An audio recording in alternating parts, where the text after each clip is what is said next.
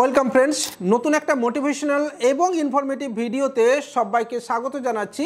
আমি কৃষ্ণেন্দু ধারা, পূর্ব মিদনাপুর হেড়িয়া থেকে।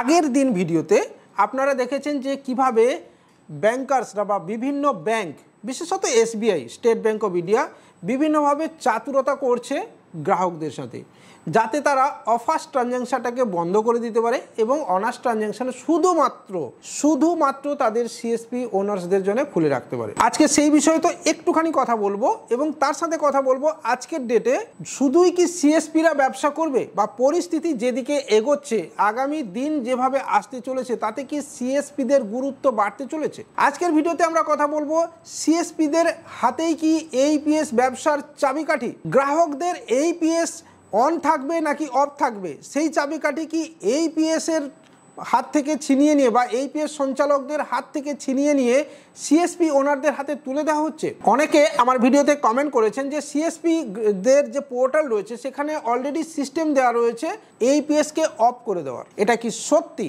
তো চলুন বন্ধুরা, আজকের এই ভিডিওতে আমরা এটা নিয়ে কথা বলবো।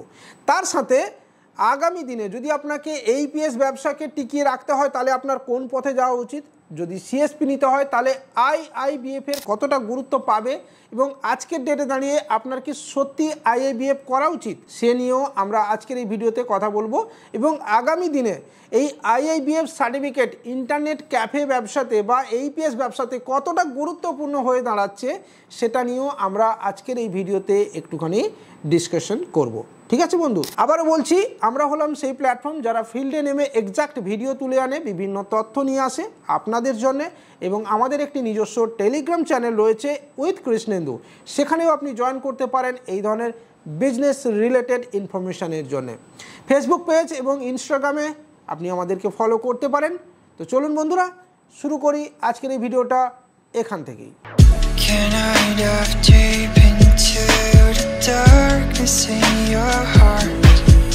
আগের ভিডিওতে আমরা অফার্স এবং অনার্স ট্রানজ্যাকশনের ফর্ম কিভাবে ফিল আপ হবে সেই বিষয়ে বিস্তারিত দিয়ে দিয়েছি। যদি আপনি সেই ভিডিও দেখতে চান তাহলে ডেসক্রিপশানে লিঙ্ক দেওয়া রয়েছে এবং আই বাটনে টাচ করবেন, ওই ভিডিওর ডিটেলস আপনি কিন্তু দেখতে পেয়ে যাবেন। এই মুহূর্তে দাঁড়িয়ে চারদিকে একটা ঢিঢি পড়ে গেছে যে এইপিএস বন্ধ হয়ে যাচ্ছে। না, এইপিএস বন্ধ হচ্ছে না। এনপিসিআই যে নতুন আপডেট নিয়ে আসছে বা তাতে করে গ্রাহকদের সুরক্ষাটা এনপিসিআই কিন্তু আগে দেখছে। রিজার্ভ ব্যাঙ্ক অফ ইন্ডিয়া এবং এনপিসিআই একযোগে এটা কাজ করে চলেছে যে গ্রাহকদের আগে সুরক্ষা দিতে হবে। এবার আজকের ডেটে এই এইপিএস সঞ্চালক যারা, তারা কিন্তু প্রচুর ত্রুটি করছেন, মানে প্রচুর ভুলভাল কাজ করছেন আজকের ডেটে দাঁড়িয়েও। এক হচ্ছে বিভিন্নভাবে তারা এখনও রেজিস্টার ঠিকঠাক মেনটেন করছেন না। আবারও বলছি, আপনি প্রপার রেজিস্টার মেনটেন করুন। ধরুন আপনি ABCDXYZ 5টা কোম্পানির সাথে কাজ করেন, তাহলে 5টা কোম্পানির আলাদা রেজিস্টার আপনাকে মেনটেন করতে হবে। রেজিস্টারে আপনাকে নাম, মোবাইল নাম্বার, তার আধার কার্ডের লাস্টের 4টে সংখ্যা, কোন ডেটে ট্রানজ্যাকশান করলেন, ডেট, টাইম এবং অ্যামাউন্ট, এগুলো সমস্ত তথ্য রাখতে হবে। সিগনেচারের সাথে ফিঙ্গারপ্রিন্টও আপনি রাখার ব্যবস্থা রাখবেন, তাতে করে আপনার কাস্টমারকে আপনি ইজিলি ভেরিফাইড করতে পারবেন এবং কোনো কাস্টমার যদি ফ্রড করে তাহলে তাকে ইজিলি ট্র্যাক করা পসিবল হবে। ঠিক আছে, তো তাই রেজিস্টার অবশ্যই মেনটেন করুন। তাড়াহুড়ো করে উইথড্রল করবেন না, স্প্লিট ট্রানজ্যাকশান করার চেষ্টা করবেন না, আপনার আইডি ব্লক হয়ে যাবে। এবং যদি 3-4 বার ফেল ট্রানজ্যাকশান করার চেষ্টা করেন সেক্ষেত্রেও কিন্তু আপনার আইডি ব্লক হয়ে যাবে। আপনার গ্রাহকদের যদি এইপিএস বন্ধ রয়েছে তাহলে আপনি অফার্স বা অনার্স ট্রানজ্যাকশান কীভাবে চালু হবে বা অফার্স ট্রানজ্যাকশান কীভাবে চালু হবে তার ফর্ম আপনি ব্যাংক থেকে নিয়ে আসুন এবং নিয়ে এসে অবশ্যই আপনার গ্রাহকদের ফর্ম ফিল আপ করিয়ে তারপর সই করাবেন। আগে ফর্ম ফিল আপ করিয়ে তারপরে সই করাবেন এবং সেই ফর্ম আপনি ব্যাংকে জমা দিন, তাহলে কাস্টমারের এইপিএস ট্রানজ্যাকশান কিন্তু স্টার্ট হয়ে যাবে। তো এবার আজকের ডেটে দাঁড়িয়ে সত্যিই কি সিএসপি যে ওনার্স রয়েছেন তাদের হাতে কি এইপিএস অফ অন করার সুইচ দিয়ে দেওয়া হয়েছে? এটা আমার এক সাবস্ক্রাইবার বন্ধু আমাকে কমেন্টে জানিয়েছেন। তো আগামী দিনে যে সিএসপির ভিডিওগুলো আমরা যাই বানাতে তাদেরকে অবশ্যই এই প্রশ্নটা আমি করব। তবে আমার ব্যক্তিগত মত হচ্ছে না, এরকম কোনো সিস্টেম সিএসপি ওনারদের হাতে থাকবে না। তারা কখনোই গ্রাহকের এইপিএস অন অফ করতে পারবে না। শুধুমাত্র ব্যাংকের ম্যানেজাররা রয়েছেন তারাই শুধুমাত্র এটাকে অন অথবা অফ করতে পারবেন। সিএসপি ওনারদের হাতে কিন্তু কোনো রকম এইপিএস অফ করার বা অন করার পারমিশন থাকছে না। তো এটা গেল, এবং এর সাথে সাথে আজকের ডেটে দাঁড়িয়ে বন্ধুরা আইআইবিএফ এর অনেক গুরুত্ব রয়েছে। কতটা গুরুত্ব রয়েছে জানবো আমরা ভিডিওর বাকি অংশে। তবে আবারও বলছি, একটুখানি লাইক করে দেবেন, কমেন্ট করতে ভুলবেন না আপনার মনে যা প্রশ্ন আসছে, সাথে চ্যানেলটাকে সাবস্ক্রাইব করে রাখবেন, বেল আইকন পুরোটা বাজিয়ে দেবেন। আমাদের টেলিগ্রাম চ্যানেল উইথ কৃষ্ণেন্দুতে জয়েন করতে কিন্তু আপনি ভুলবেন না। আইআইবিএফ সার্টিফিকেট কি এবং কেন সেটা একটু এক ঝলক বলি।